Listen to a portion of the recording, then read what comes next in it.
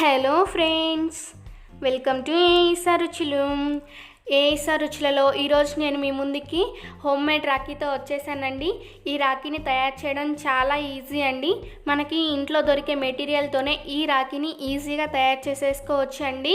ఇప్పుడు మనం ఉన్న పరిస్థితిలో బయట నుంచి తెచ్చుకోవడం అంత మంచిది కాదు కదా, అందుకని చెప్పేసి ఇంట్లో దొరికే వాటితోనే ఇలా సింపుల్గా మనం ఈ రాఖీని సెలబ్రేట్ చేసుకుందామండి. మరి ఈ రాఖీని ఏ విధంగా తయారు చేయాలో చూసేద్దాం ఫ్రెండ్స్. దానికోసం ఇక్కడ నేను రెడ్ కలర్ని తీసుకున్నానండి. ఇప్పుడు మనం ఒక బౌల్ తీసుకొని అందులో కొంచెం ఇలా కలర్ని వేసుకోవాలండి. ఇప్పుడు అందులో కొంచెం వాటర్ని మిక్స్ చేసుకొని మనకి ఇయర్ బడ్స్ ఉంటాయి కదండి, ఇయర్ బడ్స్కి 2 సైడ్స్ ఇలా కలర్ని అప్లై చేసుకొని తీసుకోవాలన్నమాట.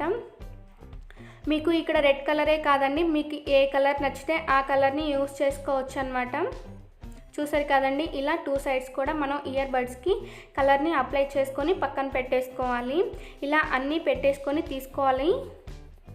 ఇప్పుడు మనం ఒక కార్డ్బోర్డ్ తీసుకొని మనం ఇప్పుడు రౌండ్ షేప్లో రాఖీని తయారు చేసుకుంటున్నాం కాబట్టి ఇక్కడ నేను ఒక బాటిల్ మూతను తీసుకొని ఈ విధంగా మార్క్ చేసుకున్నానండి. ఇప్పుడు దీనిని రౌండ్ షేప్లో కట్ చేసుకుందాము. ఇలా 2 కట్ చేసుకొని తీసుకోవాలండి. ఫ్రంట్ ఒకటి పెట్టుకోవాలి, బ్యాక్ ఒకటి పెట్టుకోవాలన్నమాట మనం. అందుకని చెప్పేసి ఇక్కడ నేను ఇలా 2 కట్ చేసుకొని తీసుకున్నాను.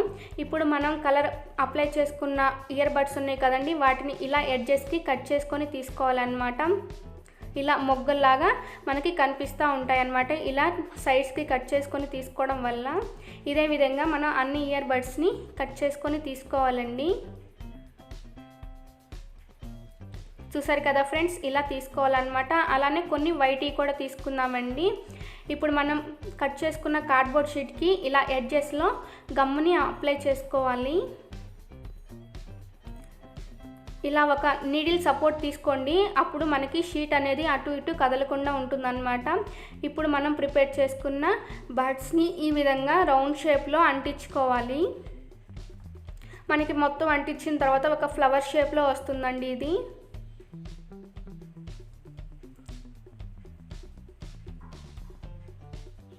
చూసారు కదా ఫ్రెండ్స్, ఇలా ఫుల్ రౌండ్గా మనం ఈ బడ్స్ అనేవి అంటించుకోవాలన్నమాట.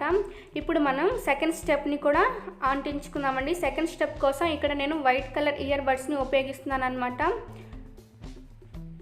ఇలా గమ్ము అప్లై చేసుకోవాలి.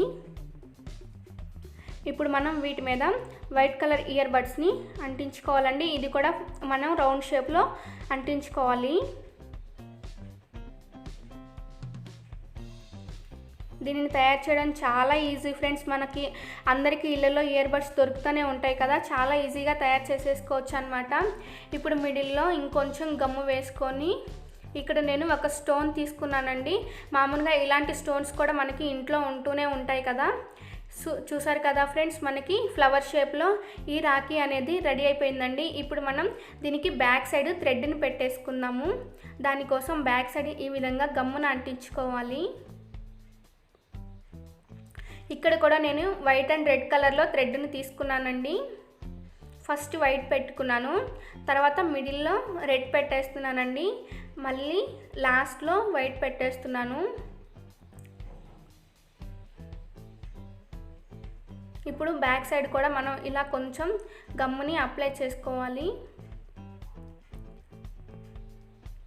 ఇలా అప్లై చేసుకొని మనం ముందుగా కట్ చేసుకున్న రౌండ్ షేప్లో కార్డ్బోర్డ్ ఉంది కదండి, దాన్ని ఈ విధంగా పెట్టేసేయాలన్నమాట. అప్పుడు మనకి థ్రెడ్ అనేది ఊడిపోకుండా ఉంటుంది. సో చూసారు కదా ఫ్రెండ్స్, మనకి రాఖీ రెడీ అయిపోయింది. మీరు దీనిని ఈ విధంగా డైరెక్ట్గా అయినా కట్టేసుకోవచ్చు, లేదంటే ఇక్కడ ఇలా బాగోదంటే ఇలా నేను జడ షేప్లో అల్లుతున్నానండి.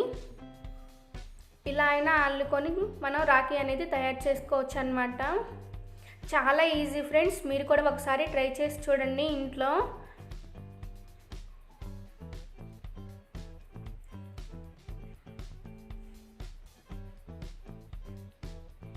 చూసారు కదా ఫ్రెండ్స్, ఇలా అల్లుకున్నాం కదా, సేమ్ అలానే మనం ఇటు సైడ్ కూడా అల్లుకొని తీసుకోవాలన్నమాట.